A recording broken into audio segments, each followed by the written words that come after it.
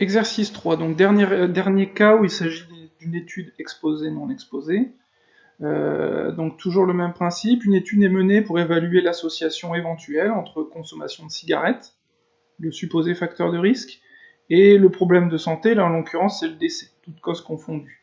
Donc on a 6200 personnes qui ont participé à cette étude, et on a fait plusieurs groupes en fonction de l'exposition au facteur, qui est donc la consommation de cigarettes, et on a fait 4 groupes. Un groupe de non-fumeurs, un groupe de fumeurs légers, de fumeurs modérés, et un groupe, enfin, de gros fumeurs. On a suivi pendant 10 ans ces personnes, et à la fin des 10 ans, c'est assez simple, c'est on regarde quelle est la proportion de ceux qui sont décédés. Donc l'information de décès ou pas, je l'ai dans cette colonne. L'information de la consommation de cigarettes, au départ, vous avez cette colonne, nombre de cigarettes par jour. Et le but du jeu, c'est de le transformer en consommation de tabac, c'est-à-dire avec le tableau qu'on vous mettait à côté. Quand on a 0, ça veut dire qu'on ne consomme pas, on est dans le groupe aucune consommation, non-fumeur.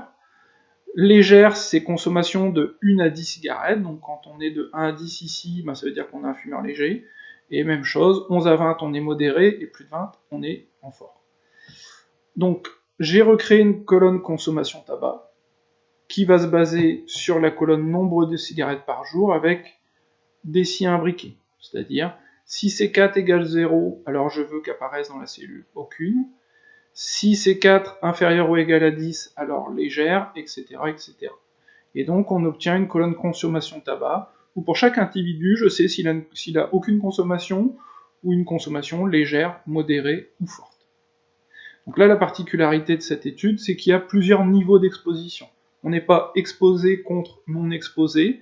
On a un groupe de non exposés, c'est les non-fumeurs, ceux qui ont une consommation égale à aucune. Et on a plusieurs groupes d'exposés. Oui. Un groupe de non exposés, ceux qui ne consomment pas, et plusieurs groupes d'exposés en fonction du niveau de consommation. Consommation légère, modérée ou forte. Donc on repasse avec un tableau croisé dynamique, puisque là on a la liste des individus. On repasse pour synthétiser l'info. Donc je mets mes individus en nombre d'individus. Je mets la consommation de tabac en étiquette de ligne.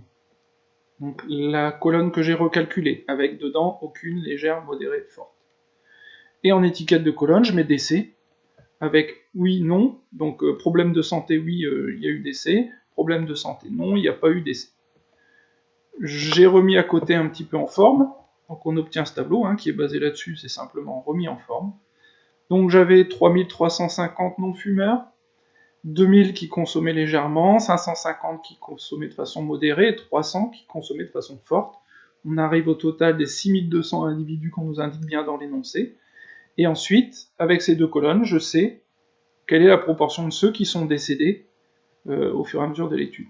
Donc, j'ai calculé ici l'incidence pour les 4 niveaux d'exposition, aucune, légère, modérée, forte. Donc l'incidence, par exemple, pour aucune, c'est j'ai 350 problèmes de santé, 350 décès, divisé par le total de ce groupe, les 3350, ça fait 10,4%. Et ensuite, on fait la même chose pour les autres niveaux de consommation. Le risque relatif. Donc là, on va en calculer plusieurs de risques relatifs. Pourquoi on va calculer plusieurs? Parce que j'ai plusieurs groupes d'exposés. Mon groupe de non exposés, ça sera toujours celui-là, ça sera incidence aucune. Mon groupe d'exposés, on va le faire successivement, c'est-à-dire lorsque je consomme du tabac de façon légère, quelle est mon augmentation du risque de décéder. Donc pour ça, on va faire, comme je l'ai fait ici, incidence des exposés, c'est-à-dire incidence légère, divisé par incidence des non exposés, aucune. Et le principe, on va faire la même chose pour les modérés. Pour les modérés, ça va être incidence de ceux qui ont une consommation modérée, divisé par l'incidence des non exposés, l'incidence de ceux qui font aucune. Et la même chose pour ceux qui ont une consommation forte. Et donc on arrive à la conclusion que j'ai 2 fois plus de risque de décéder quand j'ai une consommation légère, 3,5 fois plus de risque de décéder lorsque j'ai une consommation modérée, et près de 5 fois plus de risque de décéder quand j'ai une consommation forte, par rapport à quelqu'un qui ne consomme pas de tabac.